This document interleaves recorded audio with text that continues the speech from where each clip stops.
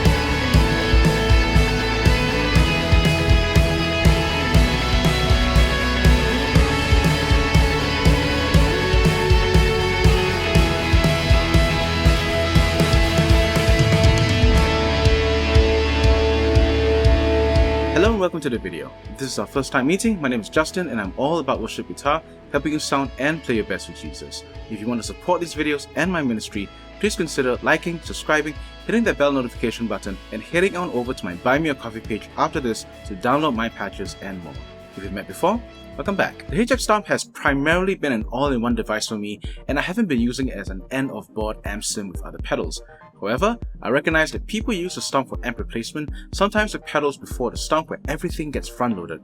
Others use a dedicated FX loop block to freely place the pedals anywhere in the signal chain for increased flexibility at a cost of an effects block. If you want to use HX Stomp for amp replacement, here are 3 tips to setting this up so that you can get the best possible sound out of your rig. Number 1. Effects gain staging. This is not to be confused with layering your overdrive pedals. By effects gain staging, I'm referring to how the signal is loaded by your effects going into the HX Stomp. For pedal boards where the HX Stomp is last in the chain, make sure you go into the global settings and ensure the inputs are set to instrument level. For pedal boards which use the Stomp's stereo FX loop, double check in global settings that the returns are set to instrument level. Additionally, there are volume controls on the FX loop block that can further attenuate the signal if your pedal board is still too hot. The only time you should be setting to line level is when your pedal board is sending a very hot signal, or the last pedal in the chain before the HX Stomp is something like a keyboard, synth, or drum machine. Otherwise, you'll end up with a very harsh, undefined mess at worst. Number 2. Effects placement.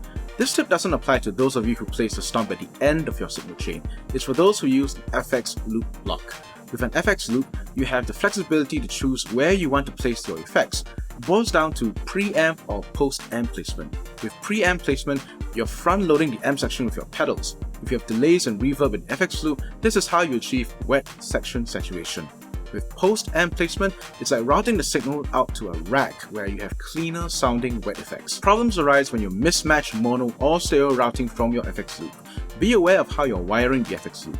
If your FX loop is mono send stereo return, anything before the FX loop gets mono summed, which is problematic if you have stereo amps and effects on the Stomp before the FX loop. stereo modulation effects will behave weirdly if they're monosum, like choruses and phases. That being said, monosumming stereo amps may not be a problem, as I explained in another video. In my case, I have a mono-send stereo return FX loop. I wanted to use stereo amps without being monosummed, so I placed mono effects before the FX loop and stereo effects in 2 amps after the FX loop.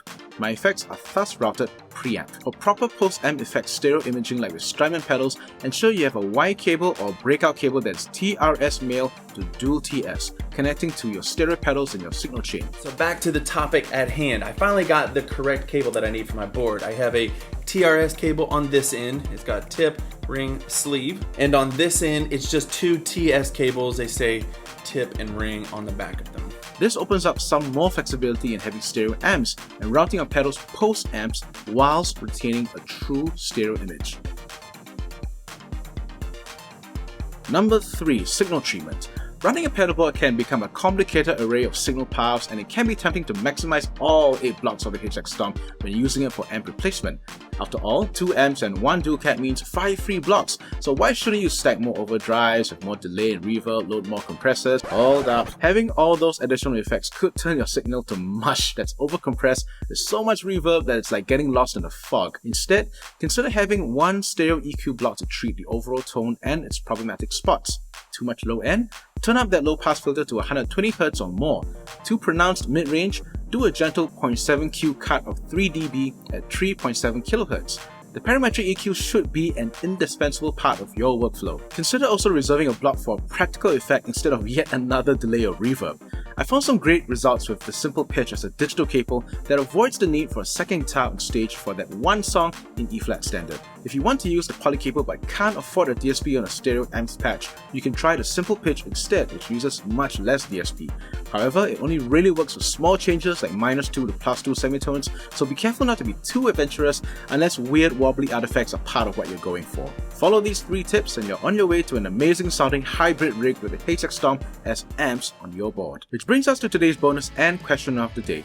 How are you using your HX Stomp for amp replacement? Are you using the FX loop or putting it at the end of your pedalboard chain? I'd love to hear your ideas and thoughts in the comment section below. The tones you're hearing are from a patch I've especially created for the Droff Pack for amp replacement. I had God He Reigns to Cornerstone era of tones in mind, and as such, the amp and cab choices are Vox and Fender style. To be true to the era, the wet effects are also a lot less pronounced, but I've included the ability to go ambient with them too with snapshots. That's it from me, thanks for watching this video. If you've gotten value out of it, like it and share it with someone who you know is interested in using the HX Stomp for stereo amps. Until next time, I'm Justin, and I'm all about worship guitar.